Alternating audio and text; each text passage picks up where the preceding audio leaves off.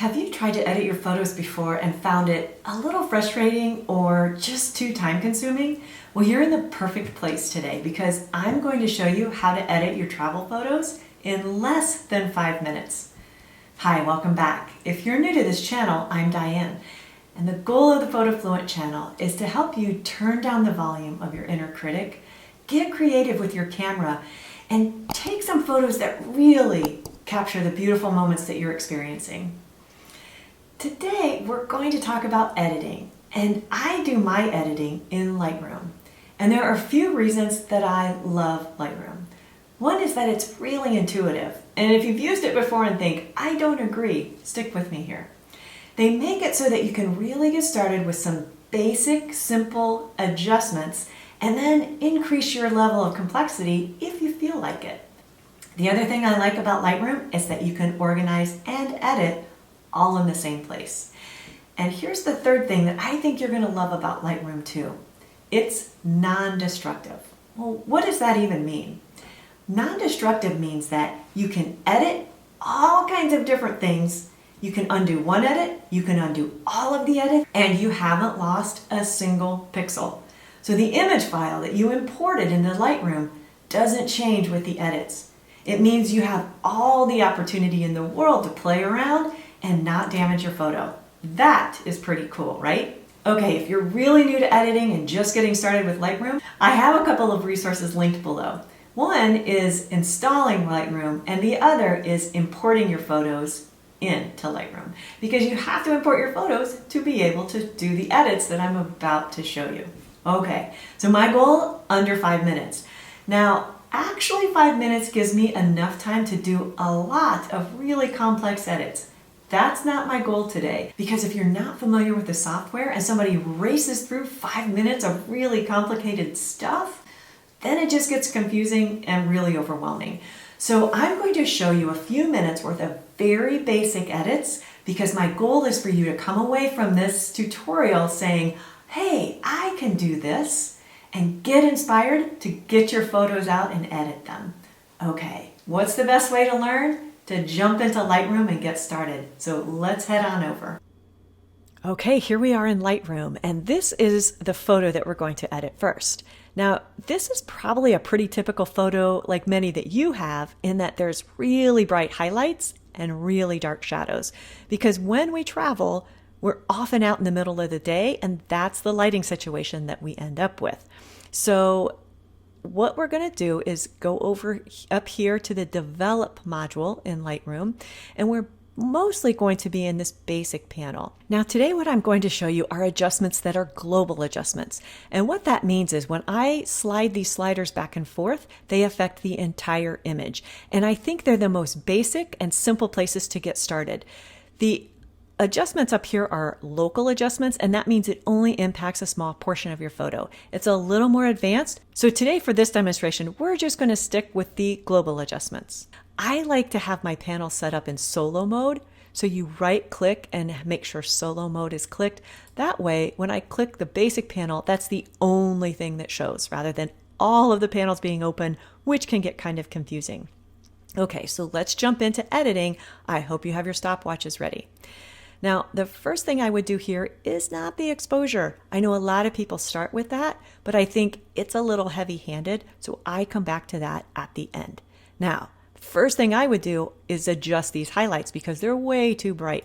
I'd bring those down, and then I'd come over here to the shadows and bring them up.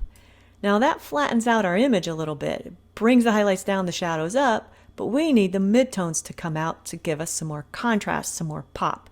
That is what clarity does. Now, I'd like this to have a little more vibrance, so I'm going to bring the vibrance slider over. The other thing I like in my photos is contrast. You can use the contrast slider, but it also brings in a little saturation, so I like to use the whites and the black slider to give me my contrast in images. So whites I'm going to be really careful with because we already have a lot of white, but I bring the blacks down. The other way you can get contrast is down here with the tone curve. You can either grab the curve itself and move it, or you can grab these sliders and bring them in the direction that you want to go. So generally I bring the lights up a little bit and the darks down. If you don't like the way that tone curve looks, you can double click right here on the adjust and it'll bring the whole thing back to 0. If you double click on one slider, any of the sliders really, it will bring it back to 0. So if I think that's too bright and double click it, it will bring it back to 0. Okay, let's go back to the basic panel. Now we've adjusted highlights, the shadows, the clarity, and the vibrance. I would like to warm this up a little bit. So I'm going up here to the white balance and I'm going to bring it just a little over toward the yellow. And I think that my photo looks pretty good right now. If you want to see the before and after comparison, come below the photo and click this side by side here. You can set it up to be on top of each other side by side. I like mine side by side. So I have the original and the current edited version. And then I click here to go back to what I was working on. Now this is when I would look at the exposure and decide if I needed to adjust it. And the only way to know is to give it a little adjustment. Do I want it a little darker or do I want it a little brighter? I would say I kind of like it the way it is. So I'll double click it to zero it out. And I'm pretty happy with this image the way it is right now. And I'm pretty sure if you were timing me, that was well under 5 minutes, even with some explanations thrown in there. Okay, let's take a look at one more photo while we're here. You'll notice this one seems a little off kilter. A lot of my photos do. I don't know if I'm crooked, but this is what's going to help us with that, and it's the crop tool. So let's click the crop tool, and we're going to start with the auto feature. That usually works pretty well. So I click the auto, and if it works, then I'm good. If it doesn't work, I grab the angle tool, and then you're going to use some point of reference like the horizon or the bridge here, and I'll click, hold it, and then click over here at another point of that bridge, and then it'll straighten it based on that angle. And then I'm done, so I click the done. If I had wanted to crop anymore, you just drag those corners in and out, but I kind of like it just the way it is, so I'm going to move on to the other adjustments. This photo again has some pretty bright highlights, so I'm going to bring those down. Shadows, I don't think we have a lot of shadows here that need adjusted. Just to see, let's look and see what the shadows do. I don't think it helps the photo, so I'm going to double click and bring that back down to 0. Whites, I think it's already pretty bright, so I don't think the whites will help it here, but the blacks, I always like to add some blacks in and give it some contrast. And of course, the midtones need some help, so we're going to add some clarity. The other adjustment I would try on this one is dehaze. What I do with dehaze, and really all of my sliders, is I try them and I bring them to a point where it's too much, and then I pull it back down a little bit until it looks like the way I want it to look. I like my photos to be natural, just better than they looked straight out of camera. And I think that one looks pretty good. So if we go down here and look at before and after, this is how we're progressing with our photo. So far, I'm happy. Let's give us a little vibrance down here. And I'm going to the tone curve, and I am going to give us a little bit in the brightness area, very little, and then some more in the dark area. Because remember, I like contrast. Okay, so I want to show you one more adjustment, and that is down here in the effects. Why do we edit photos? Well, of course, it's to make them look better, to make them look prettier. But the other reason we edit is to help the viewer have a better experience and focus their eyes on particular areas that you want them to focus, right? Because each photo is kind of a little story. So if you really wanted the viewer to focus on this bridge and the people walking across it, maybe that's really the focal point of this image.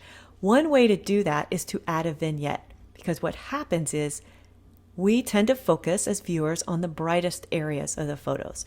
We have some really bright areas here in the corners, and what that does is it brings us out of the frame. Our eyes tend to go to those bright areas, and so we're bouncing out of the frame a little bit with our viewing experience.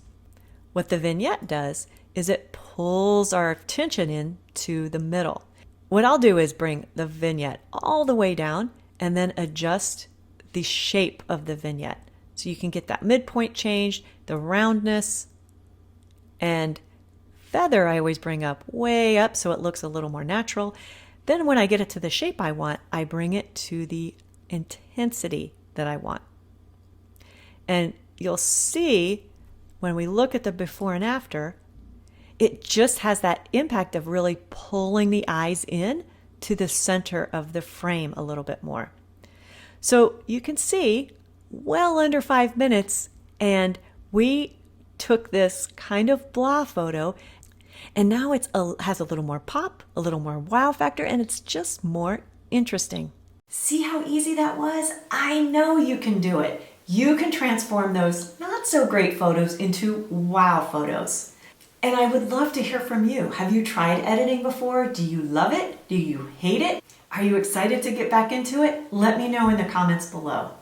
Now, if you need a little inspiration and some more tips just to get out your camera and start taking some photos, make sure you watch my video, 5 photo tips that every traveler should know. And of course, I'll link to it below. Make sure to subscribe because there will be new videos coming out every single week. I'll see you again very soon.